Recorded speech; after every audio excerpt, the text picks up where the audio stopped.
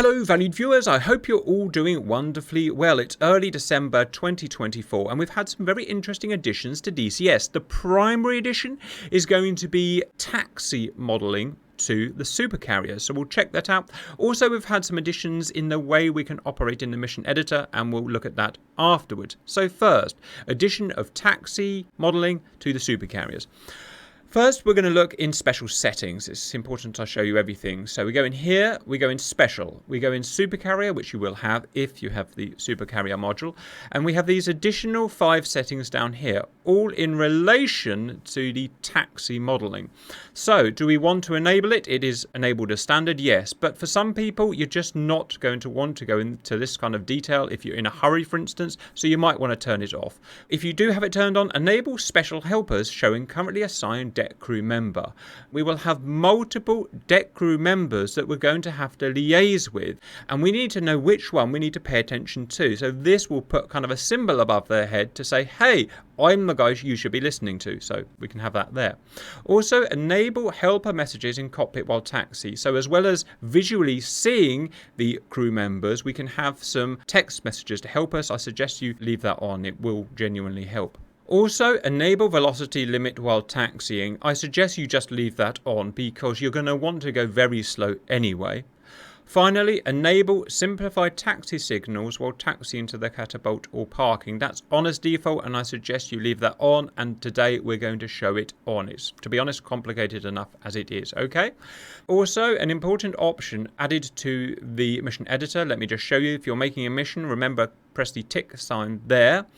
These are where you set your options. It's very important to get your options right. And if you want to set the mission up to force these deck crew on or off, we will go there to force it on or off, and then you could control it there off or control it there on, save and go. Welcome in viewers, we're going to do 3 renditions. The first one I'm going to be in multiplayer because we do everything in multiplayer, but it will just be me. Then we'll do it again, but all 4 of us or 3 of us will be on a carrier in multiplayer, and we'll all simultaneously taxi to our positions, and then we're going to show a landing and a taxi, right? So I'm starting here. I'm going to be guided by my text that I've allowed on. Awaiting salute gesture, salute when ready, and of course we have to go and press the salute button there. And if you are in a Tomcat, you may need to rebind that since the most recent patch. So salute, and you should see my guys salute. Yes, you will. Right, what that's going to do is move the relevant deck crew to my aircraft into position. Note that my aircraft will be chocked at the moment because it's a fresh start, and they will unchock it for me automatically, at least the point of recording this. Alright, so we've got 2 guys. We've got deck crew there, and we've got a marshaller or director there. Awaiting salute gesture. Salute again to let them know to start the process. It now says awaiting ATC status. What's happened there is the ground crew chap there has done the sign to hand off to the next crew member, and that is that crew member there. And we know that because obviously he's gesturing, but more importantly he's got the little purple sign above him. That's saying that's the guy I want to listen to. Now if I put my controls up, I've got to do what he says. As we all know, that is the sign for going straight forward. So go straight forward. Go very slow as well. No faster than this, kind of walking pace. Any faster and it'll be impossible to do what he says. I'm going to use my high gain steering to make sure I can make the radius of the turn. Obviously that means turn that way. So that the actual signs themselves haven't changed in terms of the directions. Now he's done the handover sign. He's handed over to that guy there. I know because it's got the purple thing. So it's important when he hands over to a new crew member to whip your head around to find that crew member quickly in case you miss a signal of some kind. Why are there multiple crew members? Well, it would be impossible for one crew member to be running around in front of the jet. It would be dangerous. So we just have to have a chain of guys who are in position. Still following the commands.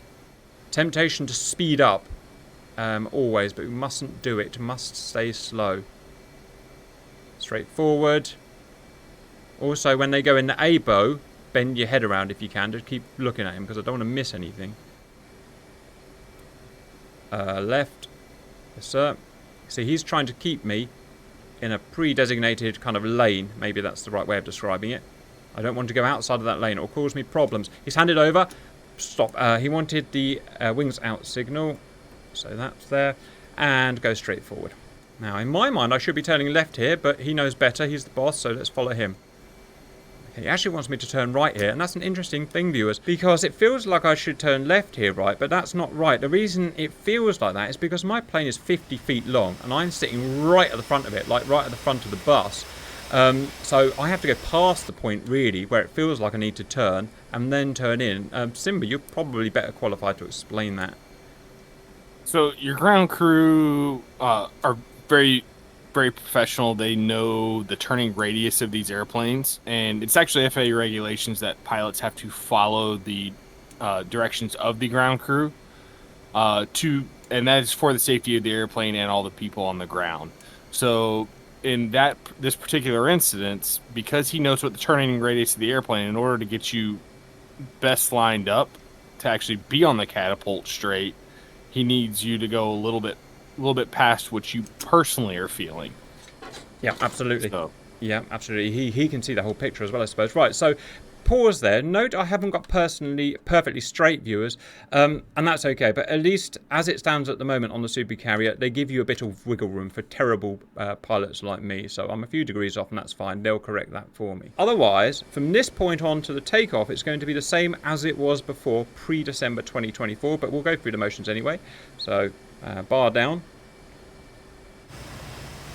See, they did that little shuffle just to get me fully in position and aligned.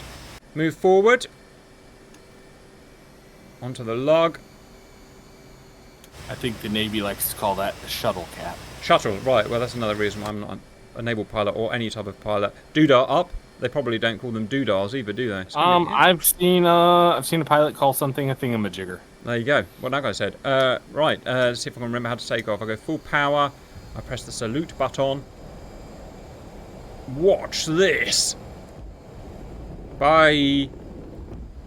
Alright, that was good. Obligatory smash out, obviously. We're going to do that now, but in full multiplayer, if you know what I mean, with a bunch of guys. Alright, so what we're going to showcase here is we're going to showcase that in multiplayer, it is capable of giving multiple different people marshalers for their own marshaling, because it'll marshal you to different catapults based off of your order. You're also going to see that they have a little bit of an AETC thing going on where you don't just get to start taxiing right away. They're actually going to make you wait. So first thing up is we're going to have Violet. Violet, please start your marshaling sequence and let me know when you are at the Sankit marshaling. Beginning sequence. So I can see Violet's guys moving around. That's kind of cool. I can even see Violet saluting. So that's kind of cool, right? Bird, go ahead and send your ground marshalers out. Moving. There they are. Yep, Mark, there you go. And Cap, go ahead and do your first salute. Salute, sir. There go my guys.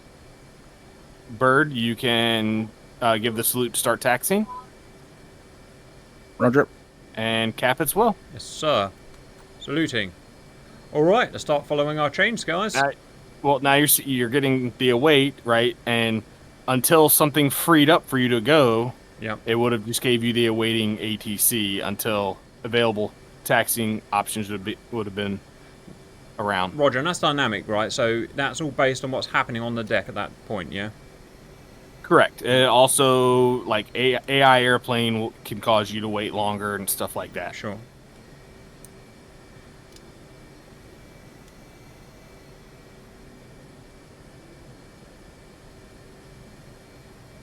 It's like a big choreographed dance, guys.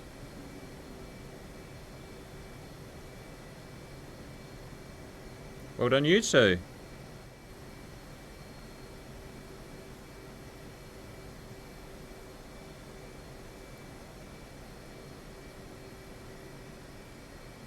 And it will marshal you actually up into the holding position. So if we had a whole lot of airplanes on the deck, it would actually marshal you right behind the blast shield to await for that catapult to become open. Roger. I've used my own license a little bit here because I know I'm scared of the edge. I don't want to get it wrong. And I know it'll allow me a bit of error on that thing.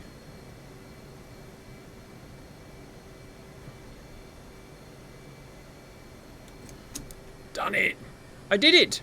So earlier on, part of the reason why they have you being able to easily disable the dynamic marshalers is at this current stage of development, the ground crew does not recognize statics. So if you're in a mission that you've placed statics on the carrier deck for your immersion, they have not gotten that worked out to where this ground crew will identify a static airplane and marshal you around it. Roger.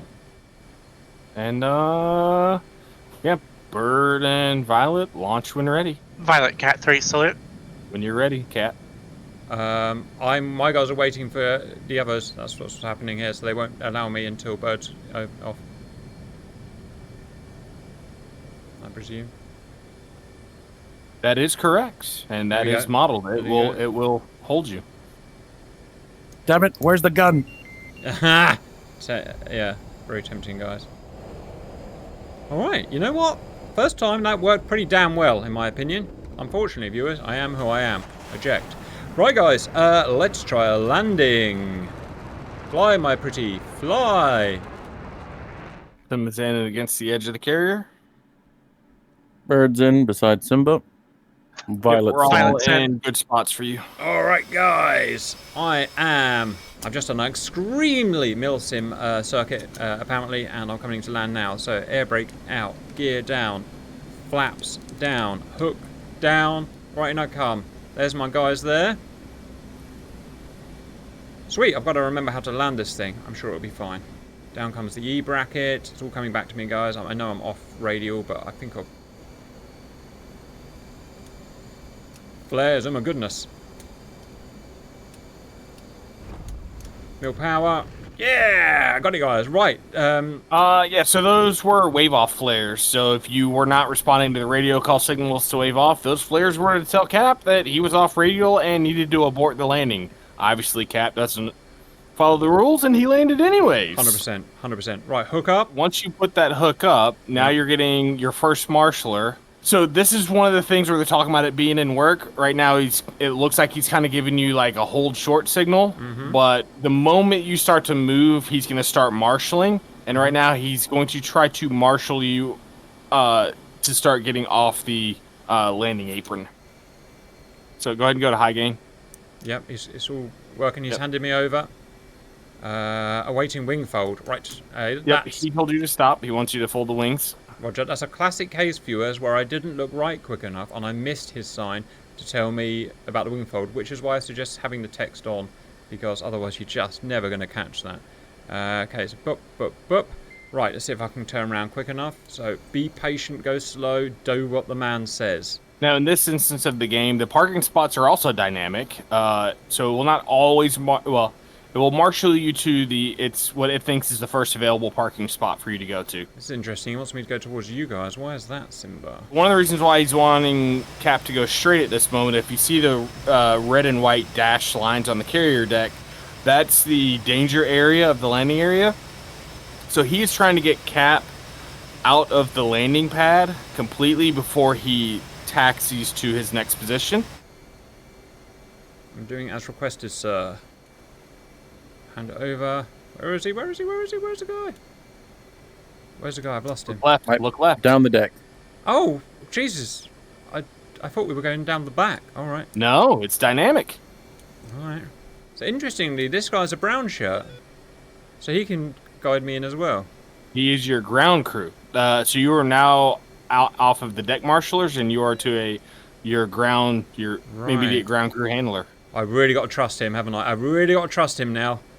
I don't know if I trust you. I don't know if I trust you enough for this brown shirt. Okay, so it's officially parked me. See, it's spanned me round there, viewers, and that's because I'm officially, in the parking slot. At this point, it gives me a menu. I can request a launch, so, start the process again. Or I can rearm and refuel, or I can cancel it. I think that's it. So let's just revise what we've shown. We've shown multiplayer, which is very similar to single player with just me. We've shown multiplayer with all of us taxiing at the same time and it working, which is cool. And I've shown me landing on multiplayer with the guys just being static. No, just be patient with it. Understand there are bugs to it. if you think you found a bug, definitely go to the EDE website and report it. This is a really great product for as much coding as it's taken them just to get to this point. And they know they are trying to make other improvements, but by all means, like, go to the ED forums if you think you found something that needs improving, and ED will look into it and get after it. Roger, guys. And if you don't like it for some, if you just don't like it, whatever, turn it off in the special options. And what will happen then is, if you came back to the same carrier, they would be gone. Or yes, they would be gone. Instead, we'll just have the guys that we used to have at the catapult. So you taxi your own way to the catapult, and then they'll guide you onto the catapult from there. So it kind of puts it back to how it was, guys. How would the air marshals handle someone trying to taxi while someone else is on approach for landing? That is where that's going to be where the ATC comes in, of whether or not it's prioritizing launches or landings. And if the carrier is prioritizing launches, then the marshals are going to tell you to launch, or they're going to marshal you out to launch. And it's not quite coded of if somebody breaks ATC's rule of saying don't land yet. So, if you land while people are marshaling out, you might bug the system. But if the priority on the boat is for the landers to come in, then it will land the airplanes and just give you that awaiting ATC orders before it'll let you marshal out. One other thing to note is right now, these deck crews are only on the super carriers that were a part of the super carrier package. I know we had gotten used to in the past the Stennis having the launch crew or the catapult crews, and people that didn't have the super carrier would not see catapult crews. People that did have super carrier would see catapult crews. That is not implemented yet for the deck handling crews. To simplify that, just the Stennis does not have deck handling crews available at all. That's just how it's going to be until they get that figured out. Next, viewers, a really useful function in the mission editor. So for quite some time now, you've been able to select a group and manipulate that group, obviously, and you could copy it and paste it. Left Control C and left Control V will paste it over there, as many as you want. Really useful function. But we now have the ability to manipulate multiple groups as one package. So let's say over here, we've got a carrier strike group. We've got 5 ships, and they're all part of one group. On board are an entire air wing of multiple groups of flights, multiple groups of jets. We now have the ability to manipulate all of those. So if I go to that icon there, I press and hold and drag a box all the way over it. I've now got all of those groups selected, however many groups that is. That's put them through to the hopper here for manipulation. At this point, for instance, I could now press left Control C, and over here left Control V, and I could copy that. So that's now copying multiple groups, which is really useful, and that would have saved me so much time before. But anyway, it's a new function that we can do. There is additional functionality to it. For instance, you can also include trigger zones, and you can also include drawn objects, so drawings. As well as that, you can filter stuff. So if I want to include aircraft or uninclude ships and so on, and other options. As well as that, you can also rotate them around points. So lots of functionality there. It's just a really useful extra function that we've got in there. And finally, viewers, we've now had more modelling of fog and dust storms added. So let's just show this mission. I'm going to go to the environmental settings. Let's look at fog first. It's currently off. I want to add it on. It can be auto, so it's linked to the kind of dynamic weather, if you will, or manual. I'm going to do manual. So I'm going to say at 0 hours and 0 minutes after mission start, because it's synced to mission start, the visibility is going to be whatever that number is, many feet, and the thickness, height wise, a little bit more. I'm going to add my next time key. It's going to be 1 minute and 0 hours past mission start, and it's going to be about there. I'm going to add another key 2 minutes in, and it's going to be about there. So it's getting foggier and foggier. Finally, let's do 3 minutes in, and it's going to be all the fog. Yes, let's go and try that. Welcome in, viewers. So it's starting out as a lovely day, almost no fog at all. Now what happens as we speed up time? Dun dun dun. Oh no, I see some fog on the horizon. It's terrifying. Oh, it's all encompassing. 3 minutes in and it's complete fog out, and I would not, wow, look at that, I would not want to operate in that condition. So you can change that, and it can fluctuate however you like, I guess, as real fog does, viewers. And if we look at the island over here, look, it's dynamically turned all the lights on, because although it's in the middle of the day, the visibility is so low. Anything else we can expect from this Simba? Yeah, this is part of that volume where they're talking about the volumetric light or fog and clouds, and thus it's going to affect the lighting in the game, and that they've worked on implementing it where that affects sensors such as like IR guided missiles, ground crews if they rely on visual, so like a flat cannon, if it can visually see you, it'll fire at you. If it's a shoulder mounted missile, if he can't see you, he's not going to be able to target you and see you. That's good, because that was always one of my biggest bugbears, that you could be operating where we couldn't see them, but AI could see us. So it would be nice to see that change. Guys, thanks a lot. I hope that was useful, viewers, and bye-bye.